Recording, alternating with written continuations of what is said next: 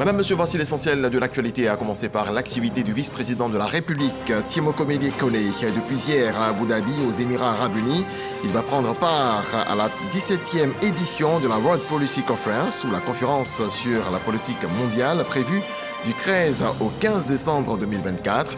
Demain donc, le vice-président va prononcer une allocution au cours de la cérémonie d'ouverture. Le groupement des entrepreneurs du bâtiment et des travaux publics célèbre ses 90 ans d'existence. C'est en présence du Premier ministre, Robert Begremambe, qui a rendu hommage à 18 chefs d'entreprise qui ont été distingués pour leur rôle déterminant dans le développement des infrastructures essentielles du pays. Et puis, on verra la clôture de la deuxième session ordinaire du Conseil économique, social, environnemental et culturel, moment choisi par le président de l'institution, Eugène Akawole, pour revenir sur les différents sujets abordés au cours de cette session, notamment la lutte contre le changement climatique et les enjeux liés au marché du vivrier. Bienvenue à vous tous. Avant de nous rendre au siège du CESEC au plateau, prenons tout de suite la direction des Émirats Arabes Unis. Le vice-président de la République, Tiemokomé Kone, est arrivé ce mercredi 11 décembre 2024 à Abu Dhabi pour prendre part à la 17e édition de la World Policy Conference, prévue du 13 au 15 décembre 2024. Le vice-président de la République prononcera une allocution au cours de la cérémonie d'ouverture de cette rencontre avant de prendre part aux différentes sessions plénières axées sur la gouvernance économique mondiale. En marge des sessions plénières de la World Policy Conference, ou la conférence sur la politique mondiale, le vice-président Tiemokomé Kone aura des entretiens bilatéraux avec des personnalités politiques et du monde des affaires. Retour en Côte d'Ivoire, rendons-nous dans la commune de Cocody, où le groupement des entrepreneurs du bâtiment et des travaux publics célèbre ses 90 ans d'existence. C'est en présence du Premier ministre Robert Begremambe, qui a rendu hommage à 18 chefs d'entreprise qui ont été distingués pour leur rôle déterminant dans le développement des infrastructures essentielles du pays. On voit cela avec Marie-Chantal Akandan. Depuis 90 ans, le groupement des entrepreneurs du bâtiment et des travaux publics, GIBTP, s'engage aux côtés de l'État pour bâtir un avenir durable. À travers ses actions, le secteur illustre sa détermination à contribuer au développement de la Côte d'Ivoire. Au fil des décennies, le GIBTP s'est imposé comme un acteur incontournable dans le paysage économique national. Aujourd'hui, il regroupe 87 entreprises, générant un chiffre d'affaires de plus de 3 000 milliards de francs CFA et employant directement plus de 47 000 personnes. C'est sous le thème « 90 ans d'action pour le développement de la Côte d'Ivoire » que nous célébrons cet anniversaire. Ce thème reflète notre engagement constant à accompagner les ambitions de notre pays sous l'égide éclairée de son Excellence M. Alassane Ouattara, président de la République, auquel nous rendons un vibrant hommage pour sa vision qui place les infrastructures au cœur du progrès économique et social de notre pays. Le secteur du bâtiment et des travaux publics, véritable pilier du développement socio-économique, a été honoré. Reconnaissance de la nation symbolisée par la décoration de 18 chefs d'entreprise. L'obtention de ces distinctions représente pour nous la reconnaissance de 20, 30, voire 40 et même 50 années de travail acharné, d'expériences tout aussi passionnantes qu'éprouvantes, des difficultés, mais aussi des défis relevés. Nous tenons à exprimer notre gratitude à son Excellence, M. Alassane Ouattara, président de la République de Côte d'Ivoire, pour cette haute reconnaissance. Le Premier ministre Robert Begremambe a souligné l'importance des acteurs du BTP qui jouent un rôle crucial dans la vision de modernisation portée par le président de la République Alassane Ouattara. De 2015 à 2021, le secteur du BTP a connu une croissance moyenne de 5% par an et cette dynamique de croissance n'a pu être possible qu'avec le concours des entreprises que vous représentez. Ce secteur représente entre 6 et 7% du PIB et 20% du PIB secondaire, avec plus de 47 000 emplois directs. Et je tiens à rendre hommage aux entreprises du groupement du bâtiment des travaux publics pour leur contribution dans l'exécution de tous ces grands chantiers de notre pays. La Côte d'Ivoire est plus que fière de vous et veut pouvoir compter sur vous pour les défis futurs. Chers acteurs du BTP, vous êtes un maillon essentiel dans le développement de la Côte d'Ivoire et c'est ensemble que nous réussirons à faire de notre pays un très grand pays. Je voudrais donc réitérer au président du GIBTP ainsi qu'à tous les membres du groupement ma joie de me tenir à vos côtés au nom du président de la République pour célébrer avec vous 90 ans de vécu, de travail acharné, de sacrifices, mais aussi 90 ans de succès. Un recueil historique et un film immersif ont dévoilé les grandes réalisations du secteur. Entre exposition photographique, reconnaissance des bâtisseurs et projection vers l'avenir, ce 90e anniversaire célèbre l'héritage et l'ambition d'un secteur clé. Et quittons ce secteur clé pour cette institution importante qui a procédé à la clôture de sa deuxième session ordinaire.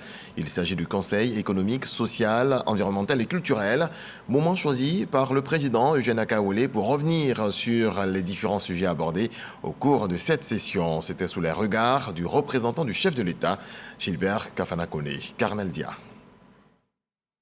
Après 3 mois de travaux intenses, le CESEC referme ses portes. La deuxième session ordinaire de l'institution vient de s'achever en présence du haut représentant du président de la République et des présidents d'institutions, le président du Conseil économique, social, environnemental et culturel, Eugène Akaole, s'est félicité des résultats obtenus. Notre institution, en initiant ce type de rencontre, veut contribuer à l'offre des réponses qualitatives aux défis en rapport avec les champs d'intervention du CESEC et en matière d'appui conseil au gouvernement pour mieux aider à la prise de décision.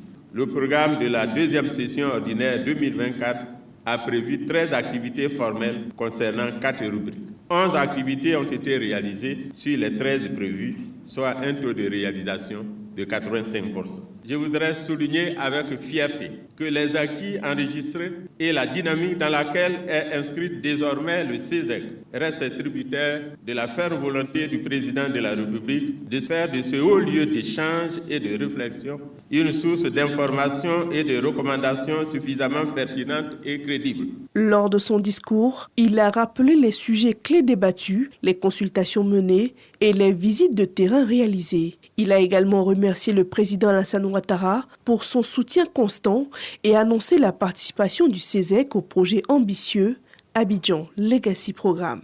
Je voudrais traduire au président de la République, son Excellence M. Alassane Ouattara, toute l'admiration des membres de notre Chambre consultative pour sa parfaite maîtrise des affaires de l'État, pour les innombrables et remarquables acquis obtenus et si ostensibles, pour la démocratie qui est en marche et pour la paix constamment consolidée. Gilbert Kafana-Koné, haut représentant du président de la République, a salué les efforts de l'institution, l'encourageant à continuer d'œuvrer pour le bien-être des populations.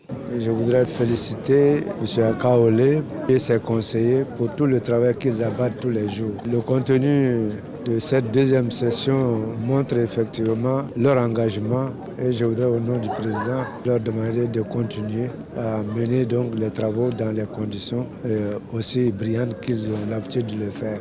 En 2025, le CESEC se penchera sur des thématiques majeures comme la régulation du marché du vivrier, le financement des collectivités locales, la lutte contre les grossesses en milieu scolaire et l'intégration des TIC pour protéger le patrimoine immatériel et matériel.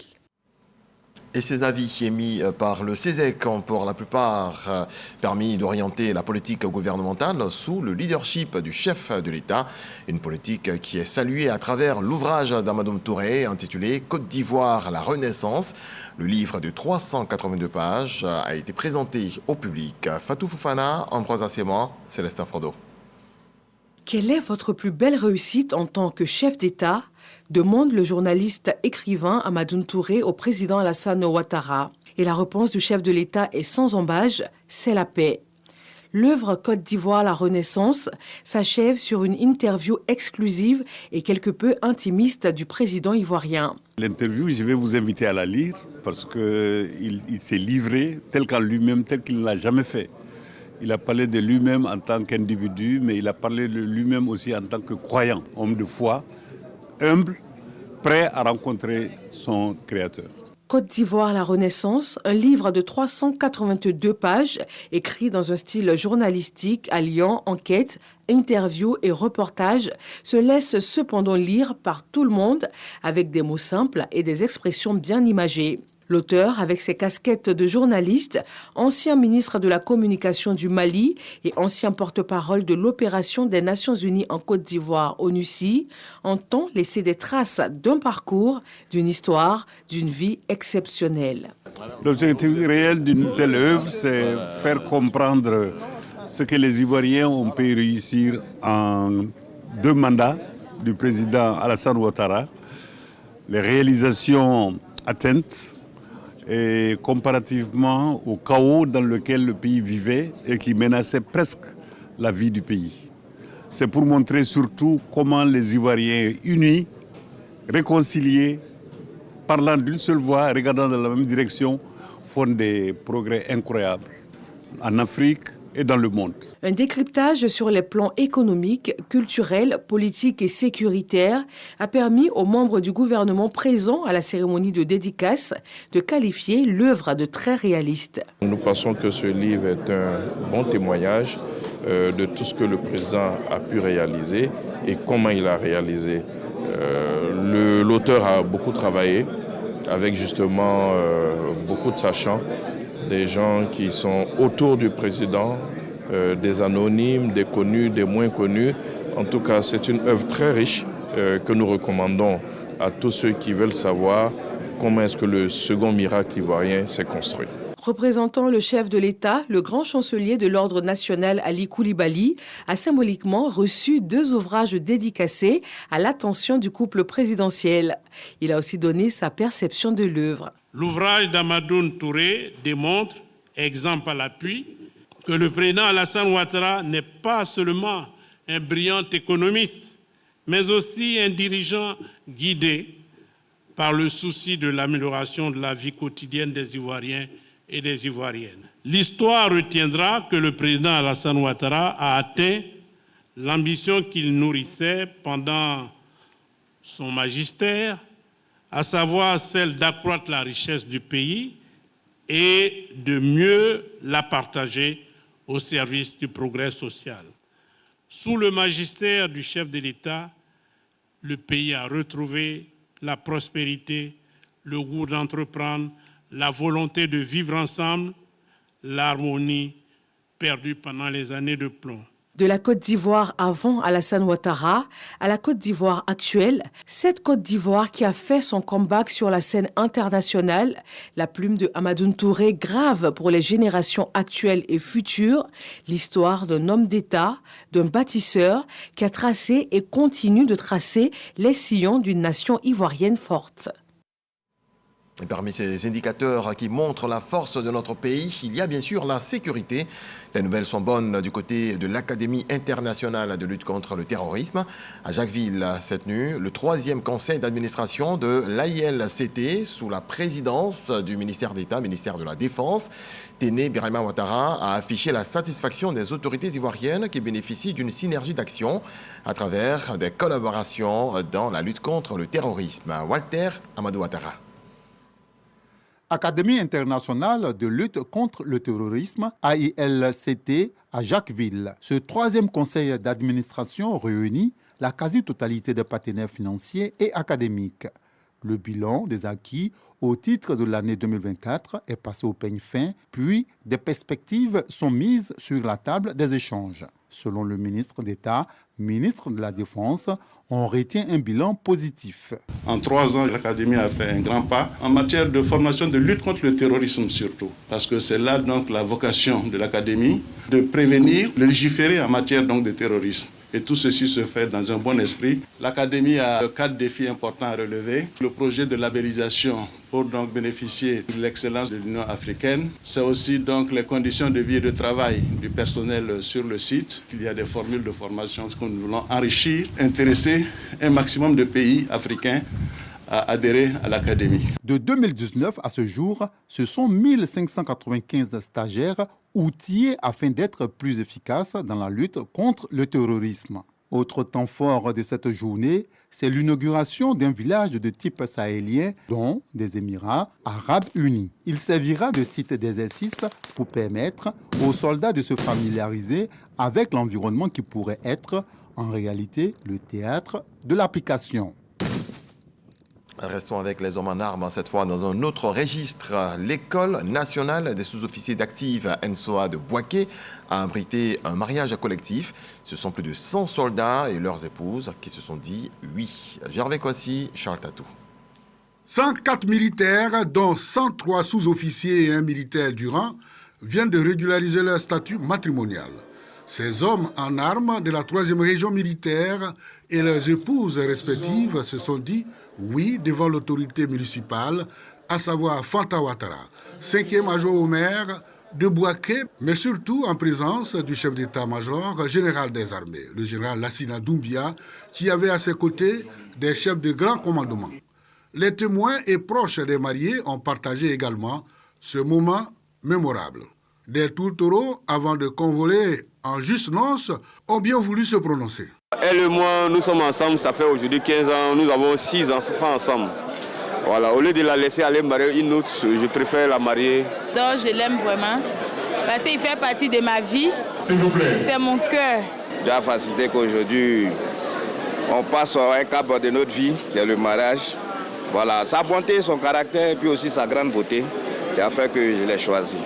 Lui dire que je l'aime, comme au premier jour. Depuis 2018, et on est ensemble. Il y a des moments difficiles, il m'a soutenu.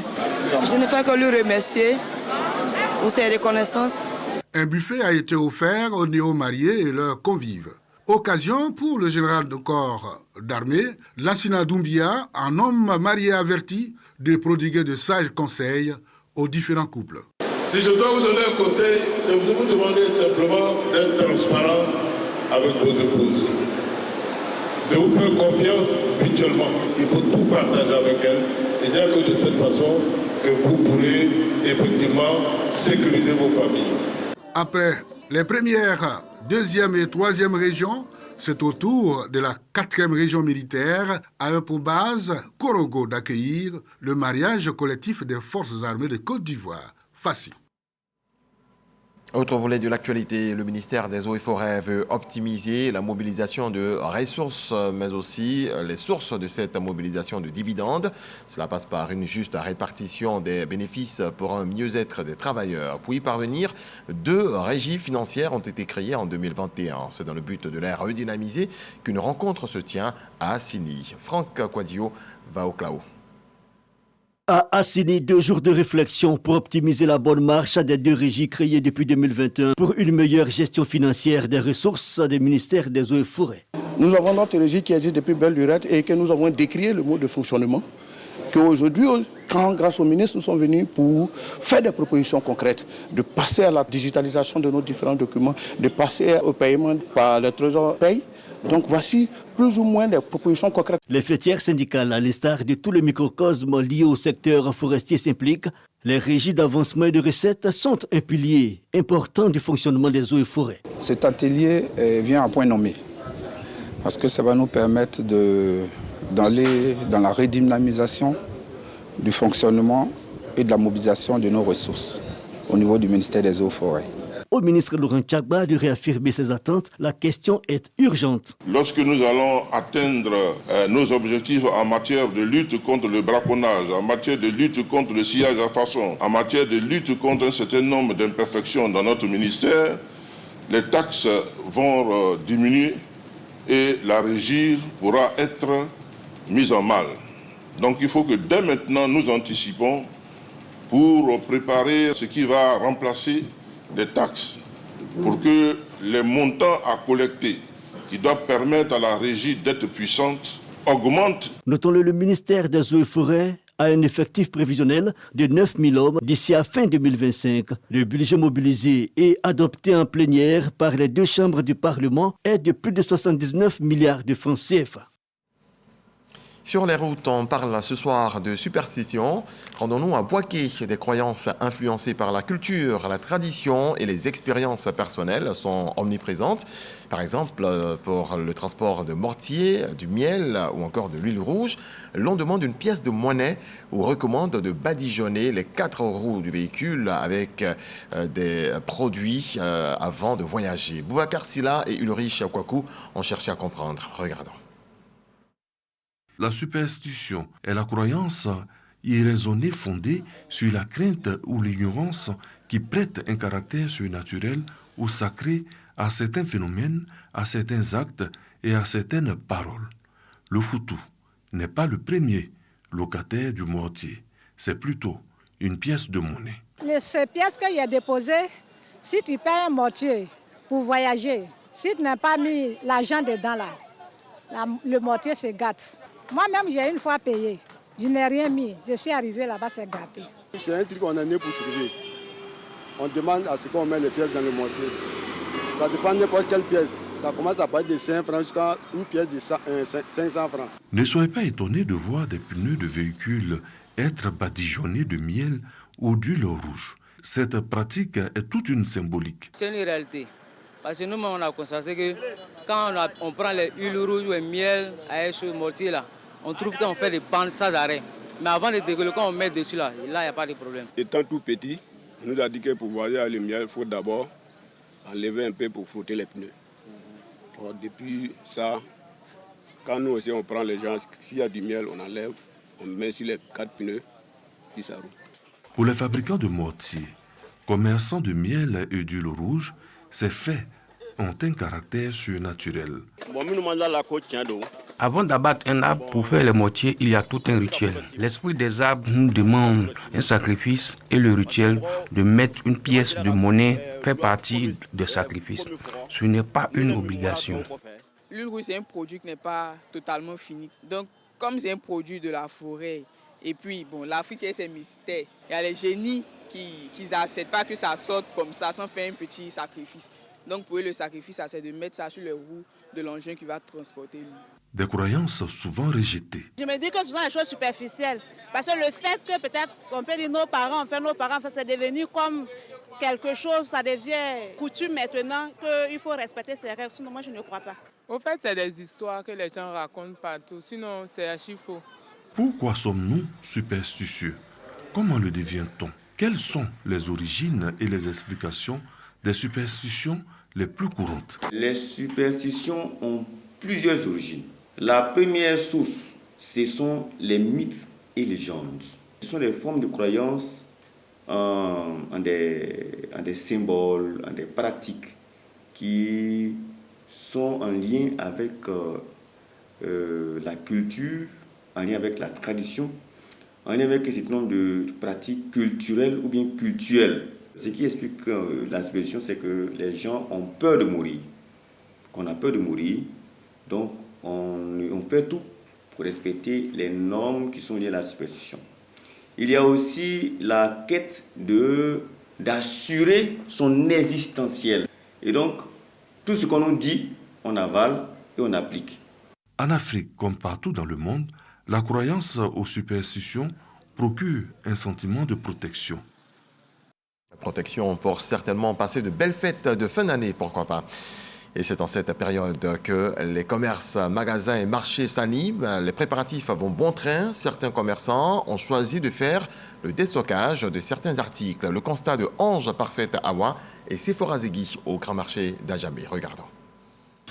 Nous sommes dans le mois de décembre, commune d'Adjamé. Ce centre commercial, réputé pour les préparatifs des fêtes, est en mouvement. À quelques semaines de la fête de Noël et celle de fin d'année, certains commerçants ont mis à la disposition des clients quelques articles à moindre coût. On y retrouve des jouets de tout genre et des vêtements au plaisir des enfants et parents. Bernice, vendeuse de vêtements et jouets, est au rendez-vous comme chaque année. Nous sommes là, c'est la période des fêtes.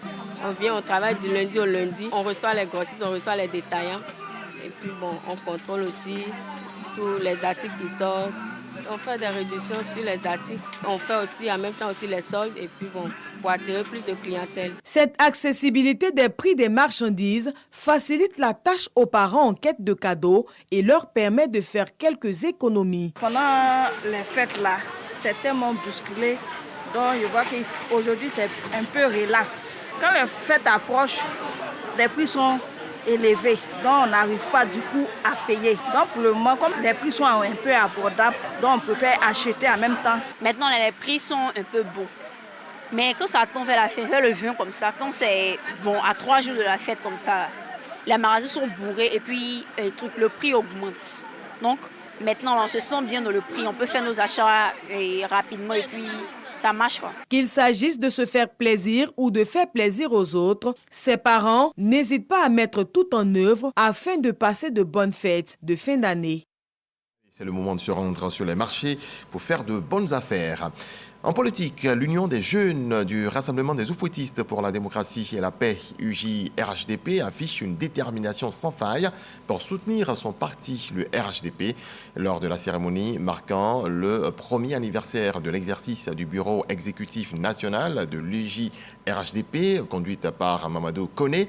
Les jeunes militants font le bilan de leurs actions. Sidonie Davila, au siège du parti à Cocody.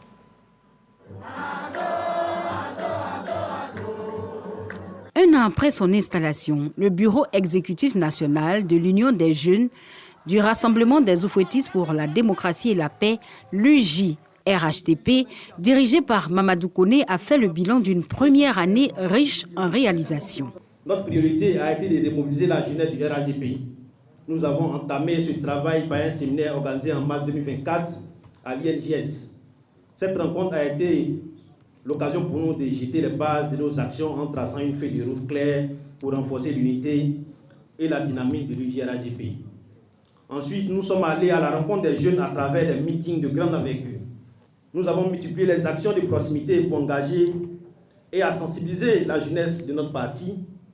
L'identification et la remobilisation des primo-votants ont été au cœur de cette dynamique. Forte de ses succès et de ses stratégies novatrices, la jeunesse oufouettiste se positionne comme un acteur clé dans la préparation des échéances électorales de 2025. En tant que jeunesse du RHDP, nous avons le devoir sacré de pérenniser cet héritage. Si nous jouissons des acquis de notre combat, il nous incombe de garantir que les générations futures puissent à leur tour bénéficier de cette Côte d'Ivoire moderne, stable et unifié qui avance sous la direction éclairée de notre mentor, le président son Excellence Alassane Ouattara. Les jeunes militants réunis pour cette occasion ont démontré leur détermination à porter haut les couleurs du parti. Le sentiment de fierté s'accompagne aussi de félicitations au président Koné Mamadou pour la maestria avec laquelle il a pu diriger son équipe pour pouvoir constituer cette force que vous êtes aujourd'hui. Cette machine que vous avez mise en place, c'est pour 2025. Et je voudrais vous encourager à continuer le maillage territorial. L'un des temps forts de cette cérémonie a été la motion de soutien au président de la République, Alassane Ouattara. Dans le reste de l'actualité, en bref et en image, le président du Congo-Brazzaville, Denis Sassou Nguesso, a effectué cette semaine une visite de 3 jours en Libye.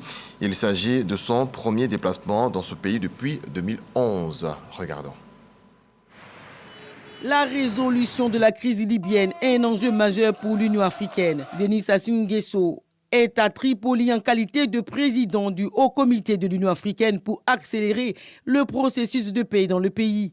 C'est au cours d'un sommet tenu le 5 février 2024 à Brazzaville que la question de la réconciliation des Libyens a été au centre des débats. Devant l'intérêt supérieur de la Libye, je vous exhorte à approfondir le dialogue constructif ici, à Brazzaville, par une expression libre au cours de vos échanges, dans la tolérance et la responsabilité. Cependant, cette mission reste complexe malgré la bonne volonté des parties prenantes. Le Haut Comité de l'Union africaine n'a aucun moyen de pression. C'est un comité consultatif. Le Forum de dialogue politique libyen mis en place par les Nations Unies avait déjà posé les bases de ce processus en 2020. Depuis le 10 mars 2021, le président du Conseil présidentiel de la Libye, reconnu par l'ONU, est dirigé par Mohamed Al-Manfi, tandis que Abdelhamid Beida occupe le poste de Premier ministre du nouveau gouvernement d'unité nationale.